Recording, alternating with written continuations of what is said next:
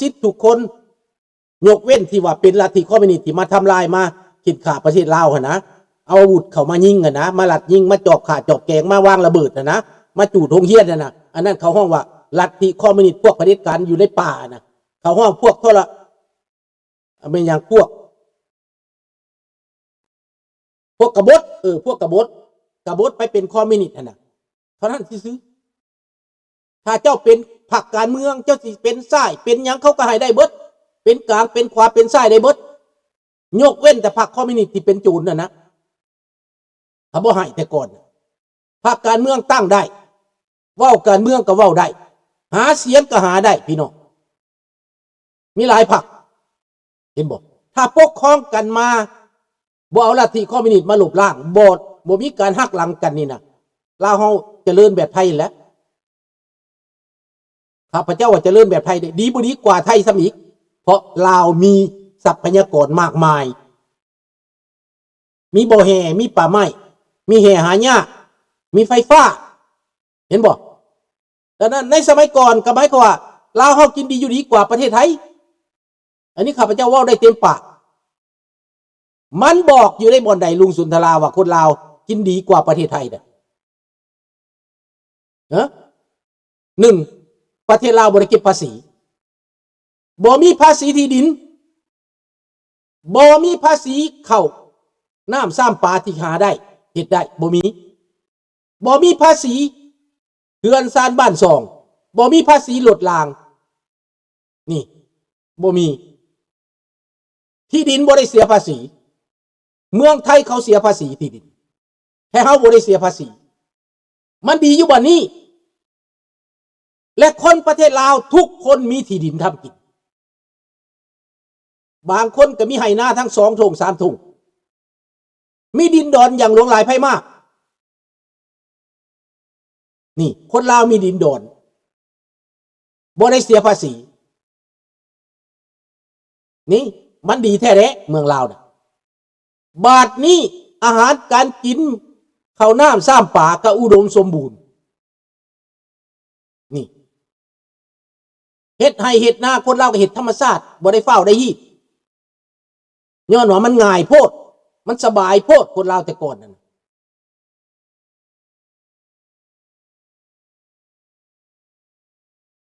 ทุกมื้อนี้เป็นหยังมันจะเป็นแบบนั้นมันขายมันทำลายแม่นแล้วแบกเก้นเฮาว่าเผลอเจริญกว่าไทยแม่นตอนนี้ลัดโจรมันขายทรัพยากรคนไปเวียดนามหมดจนหมดเกลี้ยงแม่นคำกับขุดแต่ก่อนเพิ่นบ่ให้ขุดคำป่าไม้เพิ่นก็บ่ให้ตัด 4%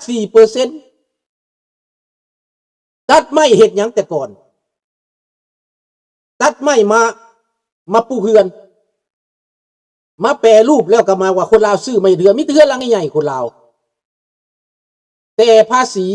เขาเอาไว้เป็นงบประมาณบริหารประเทศนะลุงใช่แต่ลาวแต่ก่อนเป็นยังบริหารประเทศได้บ่ได้เก็บภาษีพอมีรายได้แนวอื่นรายได้ขาเข้าเขาเก็บภาษีนำคนคนจีน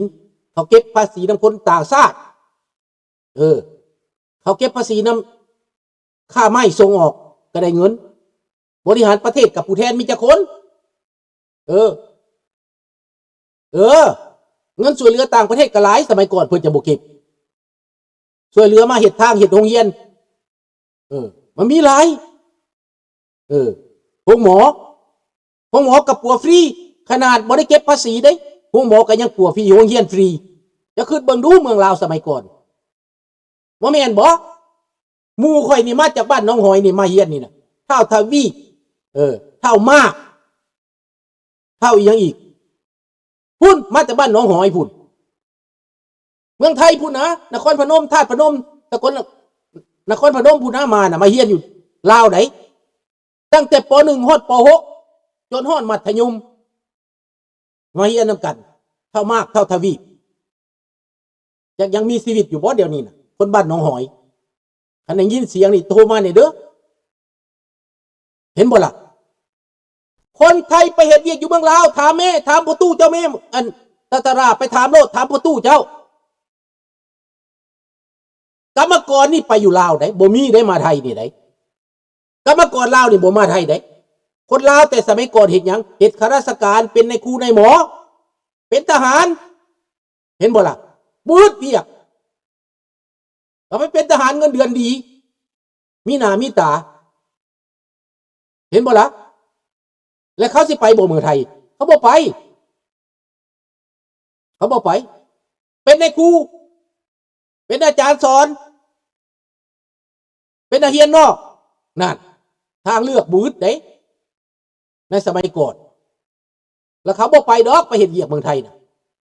คู่มือนี้คนเว้าว่าไปเฮ็ดเวียกไทยเว้าดูถูกกันนะก็แม่นแล้วในระบอบนี้นะในระบอบก่อนนี่บ่มีดอกสบายดีมีข่าวให้อีกแล้วอยู่เมืองไกรสอนพรหมผีหามีการอุ้มหายตู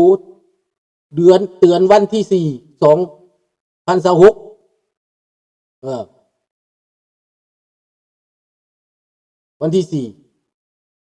4นั่นแหละ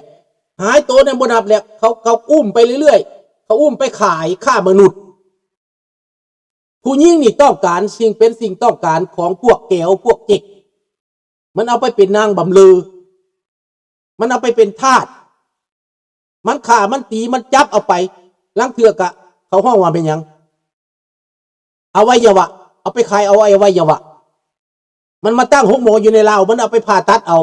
เครื่องตับเครื่องไตเครื่องในแล้วก็ไปทิ่มรัฐบาลลาวผู้สนใจ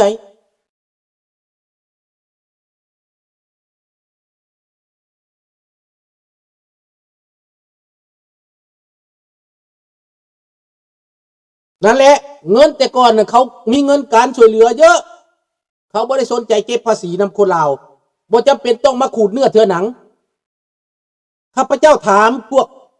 เห็นเวียกนำพระเจ้าชีวิตเพิ่นบ่ปรารถนาให้คนลาวต้องถูกขูดที่เพิ่นต้องการให้คนลาวพัฒนาไปซะก่อนเห็นบอกเพิ่นเองก็อยู่แบบพอเพียงได้พระเจ้าแผ่นดินได้พระเจ้าแผ่นดินลาวบ่เป็นเศรษฐีได้ไปเบิ่งแม่เฮือนก็อยู่เฮือนหลวงอยู่ห้องหลวงสร้างให้เห็นบอกห้องหลวงสร้างให้พระเจ้าแผ่นดินลาวแต่ก่อนเพิ่นบ่ได้กอบโกยเพิ่นบ่ได้เอารัดเอาเปรียบเพิ่นบ่ได้ขูดรีดประชาชนบ่มีดอกคนนั่นคนนี้สิเอามาซื้อจ้างสตอบอยเพิ่นนั่นพวกเด็กพวกจีนที่เอาเขาไปซื้อจ้างจอบอยยังได้นั่นได้นี่บ่ได้บ่แม่นเจ้าชีวิตตัดสินแม่นรัฐบาลมีอำนาจเต็มในการบริหารชาติบริหารประเทศนี่คนลาวเฮาจังอยู่สบายดังนั้นคนขี้หลักขี้ซกก็บ่มีแต่ก่อนมันแสดงออกอยู่บนใดท่านบุญย่อท่านจันทวีแต่ก่อนคนลาวนี่เลี้ยงงัวเลี้ยงควายเลี้ยงหมูเลี้ยงเป็ดเลี้ยงไก่ก็ปล่อยไว้ตามท้องนาไดเอาไว้ในท้องนาก็บ่มีไผหลักไผจกบ่มีผู้ใดไปหลักเอาหมูงัวควายปลูกไว้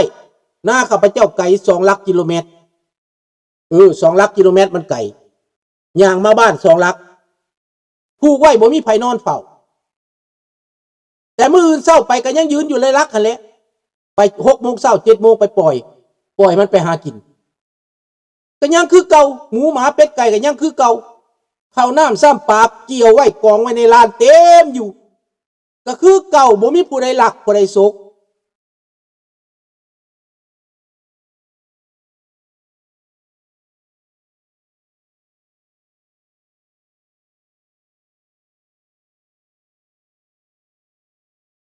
ประเทศไทยเก็บภาษีแต่โดนอันนี้ฮู้แล้วดังนั้นคนไทยผู้บ่มีผู้ยากผู้จนบ่มีที่ดินทำกินนั่นน่ะมันหลายพวกมีที่ดินเนี่ยเป็นคนเจ็กมีดินเขาอยู่ในกรุงเทพแต่เขามีดินทั่วที่ไปถามโลดคนเจ็กทุกคนมีดินพวกเศรษฐีเจ็กกันนะอยู่เชียงใหม่นี่โอ้ยไปซื้อดินไว้บักหลายๆอยู่ดอนคอนแก่นซื้อดินไว้บักหลายๆข้าพเจ้าไปอยู่เชียงใหม่มีดินบ่หนึ่งกว้างดินเนี่ยนะเป็นเท่าไรเอกตาร์ กลางเมืองเชียงใหม่แต่บ่มีพายุเป็นหกเฮืองอยู่มีแต่ป่ากระถินป่ามะเกษตรเต็มสร้างกระแพงอ้อมไว้เขาดินไผดินคนเจ็กเห็นบ่ไปเอาดินวางเป่าไว้อยู่เมืองลาวนี่ประชาชนมีอำนาจแต่ก่อนอยากได้ดินอยู่ไสแต่ว่าบ่ให้เอาไปขายได้เจ้าอยากได้อยู่แถวดงมะอื้อสมมุติดงมะอื้อมันเป็นดินเป่าวางดินหลวงประชาชนไปถางเอาโลดบ่มีต้องขออนุญาตดอกถางป่าและสาวนาเป็นหน้าและเป็นโลดบ่มีไผไปสอบสวนว่าเจ้าไปเอาดินหลวงเมืองไทยจะเฮ็ดได้บ่จะบ่ได้ไดจะไปเอาแม่ตีนผู้นเขาห้องว่าผู้เขาอีหยังก็เขาใหญ่เอาแถวเขาใหญ่จะไปเอาบ่แถวผู้เขาใหญ่นี่ดินนั้นเป็นราคาซื้อกันมหาศาลญาติกันมหาศาลนักการเมืองพิษกันเห็นบ่ญาติที่ดินที่ดอนพรรคการเมืองกันญาติกันฟ้องกันขึ้นศาลเมืองลาวเฮานี่มีแต่บ่อนงามๆบ่มีผู้ใดไปญาติมีแต่พวกอำนาจปัจจุบันนี่แหละปล่อยให้พวกต่างชาติมาญาติแต่ก่อนบ่มีญาติน้ำตกเป็นน้ำตกบ่มีผู้ใดไปญาติจับจองบ่มีผู้ใดไปจับจองว่าต้องหวงแหนสิเข้าไปเที่ยวก็ต้องติดป้ายไว้ว่าห้ามเข้าต้องเก็บเงินบ่มีน้ำตกจะเป็นลีผีจะเป็นน้ำตกคอนประเพงจะเป็นน้ำตกอยู่ไสกะยาน้ำตกตาดแต่ละบ่อนบ่มีเป็นน้ำตกตาดสาธารณะน้ำตกตาดผู้สีน้ำตกตาดหลวงพระบางก็บ่มีบ่เคยได้เก็บบ่เคยได้เอามาเฮ็ดธุรกิจคนลาวมันสบายบ่สบายเด้สุดแสนสบายคนลาวเฮานี่มีความสุขดังนั้นความสุขมันอยู่บนนั้นข้าพเจ้านี่ตั้งแต่ยังน้อยข้าพเจ้ามีความสุขแม่นอยู่ข้าพเจ้าพ่อแม่ตายปะอยู่น้ำพ่อเลี้ยงแม่เลี้ยงอยู่น้ำพี่น้ำน้องน้ำป้าน้าอาแต่มีความสุขอึดข้าวอยากปลาก็มีความสุขพอบ่อึดแนวกินมันมีข้าวกินก็ไปขุดมันกินตึกปลากินปลากระปอดเบ็ดเอาขี้กระเดือนเสียบลงน้ำจุ่มลงไปบ่พอชั่วโมงไปยกขึ้นมาปลาหลาดโตไข่แขนนี่กินลงไปมึงกินลงไปอยากกินปิ้งกินจีกินลาบกินก้อยกระบุอึดของกินนกหนูปูปีกสัตว์ป่ากระบุอึดมันเลี้ยงเฮามาได้ประเทศชาตินี่เลี้ยงมาได้เป็นหยังข้าพเจ้าจึงเอาเขียวชมุมทั้งหลังนี่วังเวียงนี่มาออกรายการอยู่ตลอดมาอยู่หลังข้าพเจ้านี่เพราะข้าพเจ้าหักธรรมชาติใหญ่น้ำธรรมชาตินอนเถียงนากับนอนหลับมีความสุขมวลบ่ต้องนอนเฮืองคฤหาสน์ดอกนอนคฤหาสน์ก็บ่ได้มีความสุขดอกตายก็ตายในคฤหาสน์ก็บ่ได้มีความสุขพี่น้องความสุขของข้าพเจ้านี่หลังนี่เห็นแล้วบ่นี่น่ะทั้งหลังนี่ความสุขข้าพเจ้าบ่ได้อยากอยู่คฤหาสน์เด้ตายในคฤหาสน์ข้าพเจ้าก็บ่สนใจเด้อยู่เถียงนาน้อยนี่มีความสุขตายเถียงนาน้อยมีความสุขเด้ออันนี้คือความสุขคือเสรีภาพอิสรภาพของข้าพเจ้าดินดอนตอนยาบ้านข้าพเจ้านี่สุดงามยามลินยามเที่ยวลงไปลินอยู่ในทามไต่เครือให้ไปดิจนสุดเป็นหลักกิโลเมตรเย็นไข่หมดแดงทั้งผึ่งทั้งมิ่มทั้งต่อของกินของอยากบ่อึดมีหยังข้าวแต่ก่อนพ่อแม่พ่อตู้แม่ตู้พวกเฮาพามีความสุขดินดอนตอนยากอาหารการกินตามดงตามป่าธรรมชาติอันนั้นคือความสุขได้มันบ่แม่นว่าเฮือน7ท่าน8ท่านได้มันบ่แม่นคฤหาสน์ได้พามีความสุขได้คู่มือนี่เขาขายเป็นดินเขาขายประเทศแล้วเขามาซื้อเฮือนใหญ่มาปลูกเฮือนใหญ่อ้างกันนะเขาถือว่าเป็นความสุขคนลาวกับทุกปานใดกระบืนอยากได้เฮือนแข่งหมู่